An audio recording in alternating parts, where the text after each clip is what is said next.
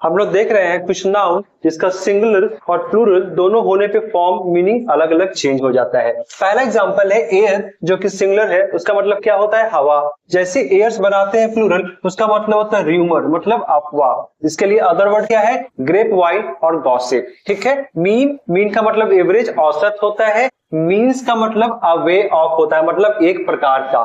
Force का मतलब power होता है, और फोर्सेस का मतलब ट्रूप्स होता है, मतलब सैनिक होता है।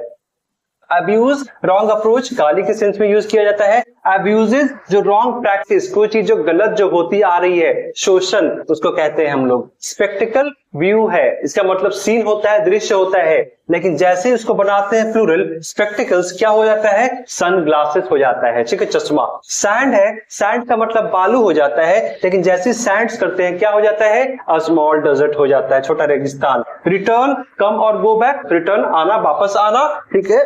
रिटर्न्स क्या होता है, इनकम टैक्स रिटर्न्स, जब टैक्स भरते हैं। डैमेज, डैमेज का मतलब हार्म होता है, लेकिन डैमेजेस का मतलब क्या होता है, अ सम ऑफ मनी क्लेम, जो आपको मालहानि में जो मिलता है। ठीक है, जो क्या करते हैं, हर्जाना भरते हैं ना, उसे बोलते हैं डैमेजेस। वुड, वुड का मतलब लकड़ी होता है, लेकिन वुड्स का मतलब जंगल होता है। कस्टम का मतलब हैबिट होता है।